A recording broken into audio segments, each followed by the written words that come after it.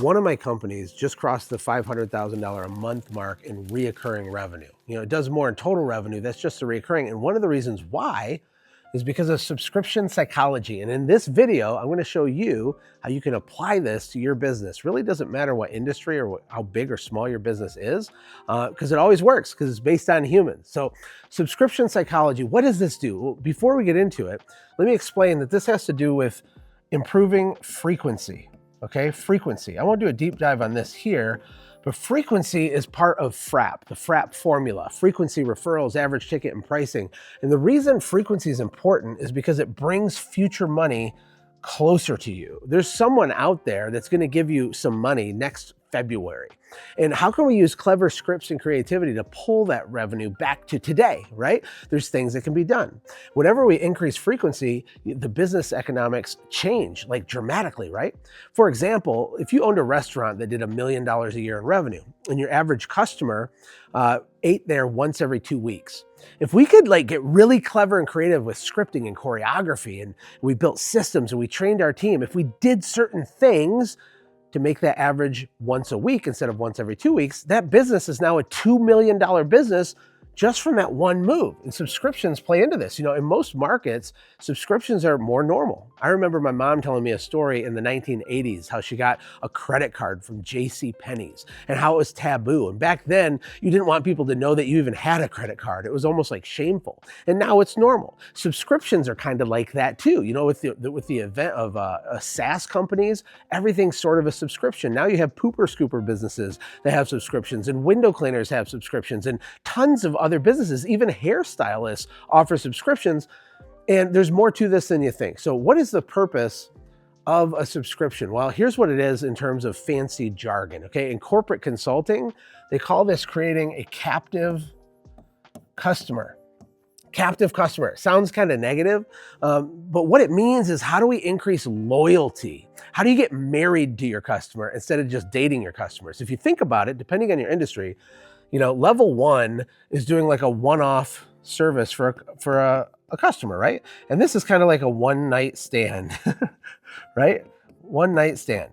Level two would be you have some sort of reoccurring relationship. Maybe you visit your customers every so often, right? Or you're in their home once a month or twice a year if you're like a home service company. And this is like you're dating your customers. Okay, and that's better. That's better. But the ultimate thing that we want is we want them to pay money for something, or join a club of some kind, right? Or get to a new level as your customer, right? Or have some sort of membership or something, so that we can ultimately become married to our customer. And the reason this matters is the psychology of your customer changes when they feel like they've permanently solved the problem that your business solves. For example, one of my first businesses a long time ago was window cleaning and pressure cleaning. And if I clean windows for Mrs. Jones, I don't see her again until next year. And so during this whole time frame that's elapsing, she's eventually going to have dirty windows, and she's going to go resolve that problem again, starting from scratch. I need to talk to her. I need to communicate. I need to enroll her into something so that I'm top of mind, so that we feel married. I travel a lot for work because I speak and I go to a lot of events, and I use Enterprise rental car when I rent a car. There's probably cheaper ones. I just like Enterprise. Why? Because I'm like a Business Plus customer. I get to skip the line when I check in to get my car. I have a special lane for the Business Plus people, right? And so I don't even think about it, right? I'm kind of off the market. Just like if you're married, you're off the market. You might see a cute boy or a cute girl, but you're not going to pursue it because the problem's solved. You're in a marriage, right? Let's keep going here. So there's different things you can consider when it comes to subscriptions. Not all subscriptions even have to cost money.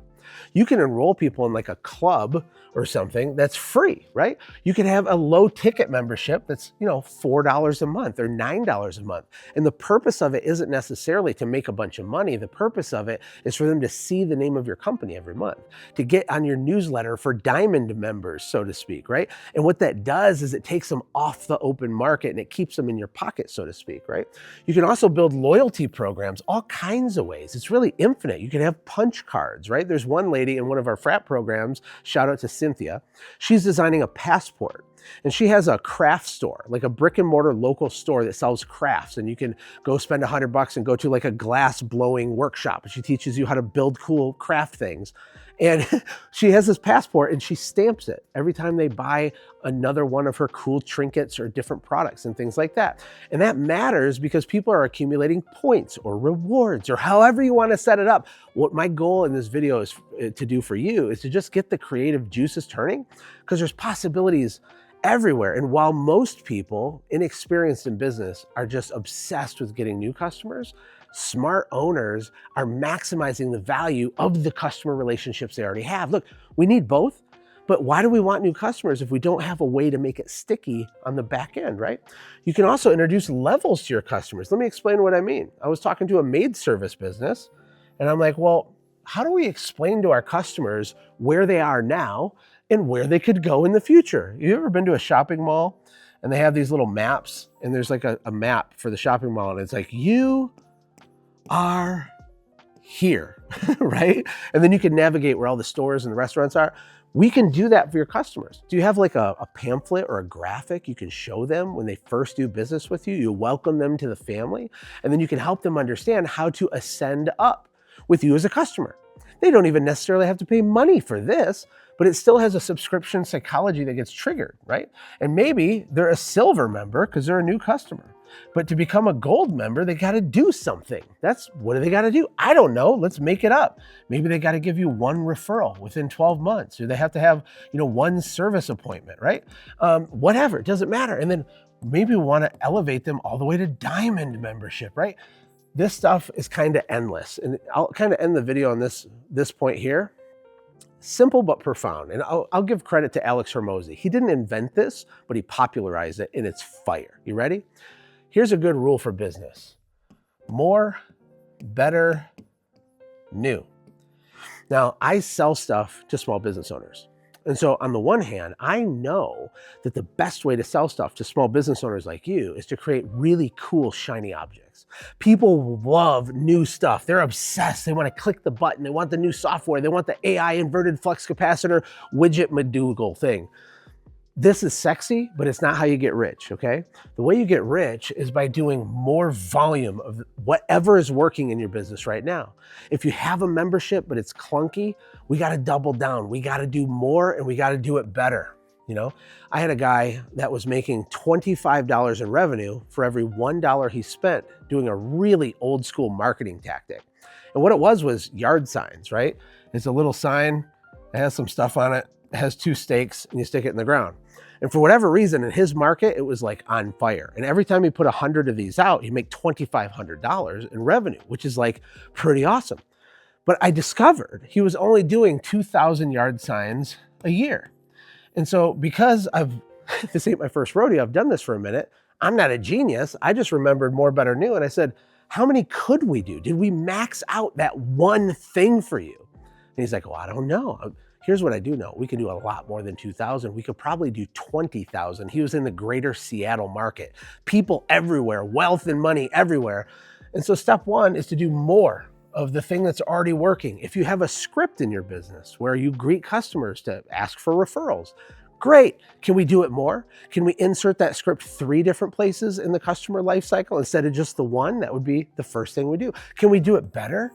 Can we use better language, better choreography, better scripting, better psychology? It's infinite. It goes on forever, right? More, better, more, better, more, better, more, better. If you want to make money, take some of the things that are already working, even before you do the subscription psychology, and more better it until you can't more better it anymore. Only then should you really consider the new thing. I hope this was helpful for you. Kind of an off-the-cuff YouTube video. I want to add value to good-hearted local business owners.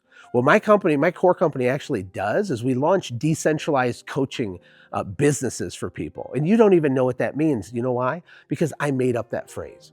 And what we're doing all over America is we're certifying people in the frameworks that we teach so they can launch local masterminds and get paid by other non-competing businesses in their town. You get more referrals. We have this amazing software it sits on top of. And this is just a little sliver of some of the stuff we teach that you could teach, that you could learn, that you could apply. If it resonates with you, subscribe. You might not ever see me again. Like the video, share it with someone. If you're not an entrepreneur, I don't know why you made it this far in the video, but share it with someone that is. Until next time, take care and God bless.